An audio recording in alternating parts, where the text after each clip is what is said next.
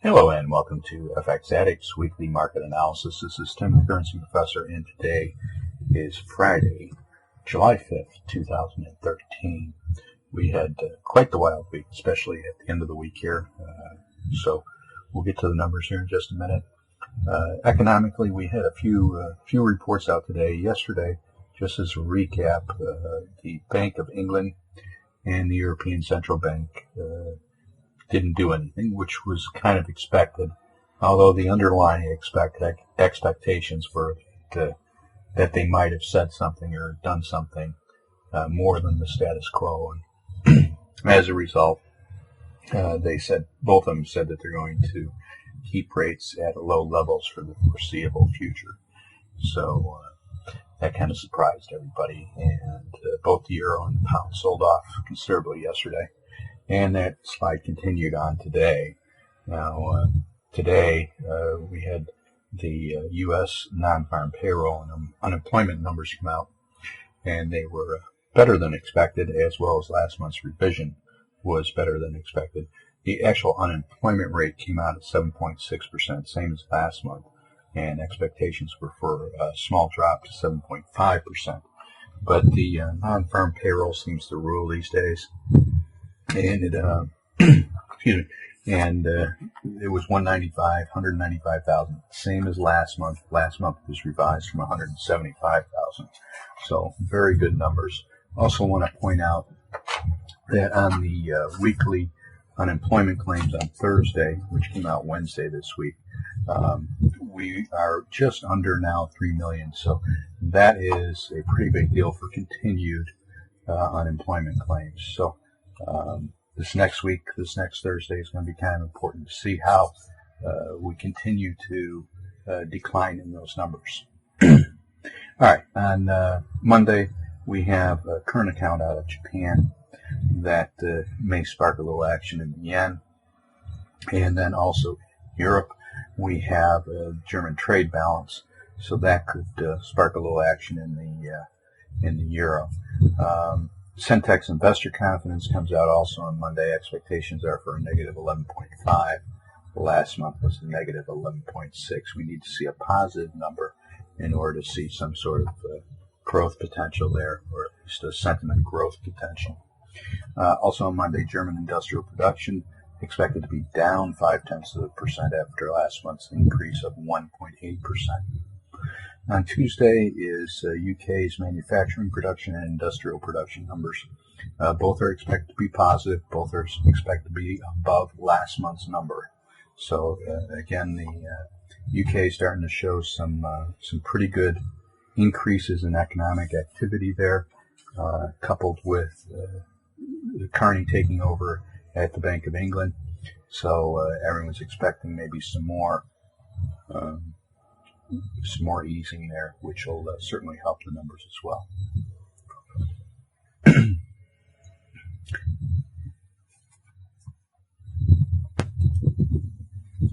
On Thursday, we have Bank of Japan giving a press conference, at least it's tentatively scheduled for Thursday. So that could move the yen as well.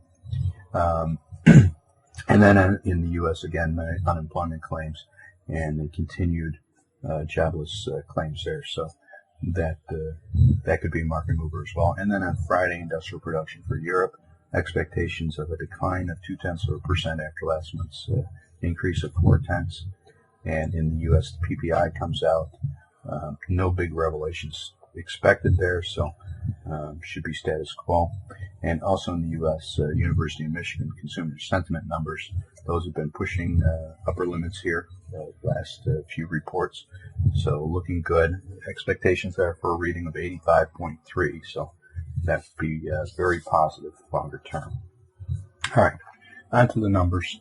The euro-US dollar down about 83 today, second day in a row.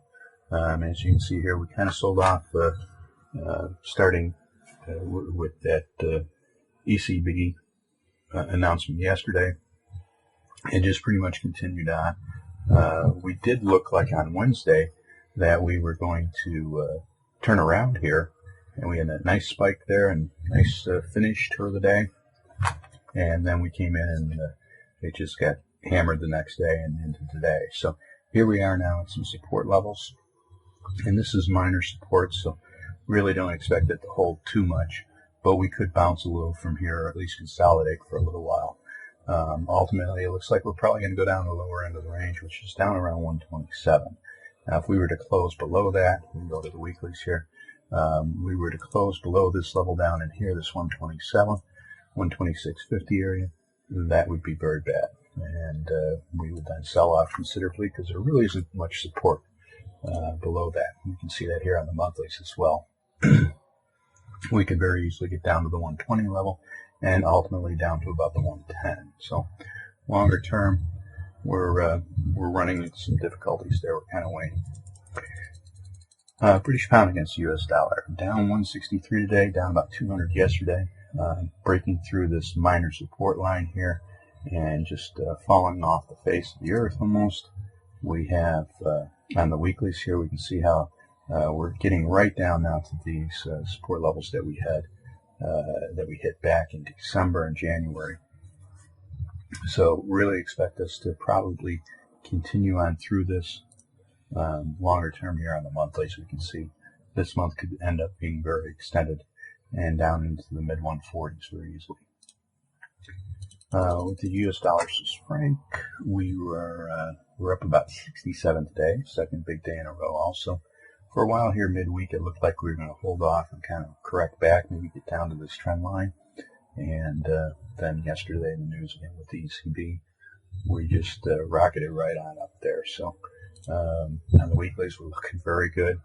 Longer term on the monthlies, we're looking very good. Oops, get over here. We're starting to push now back above this shorter term trend line. So long term, short term, we're starting to look much better here.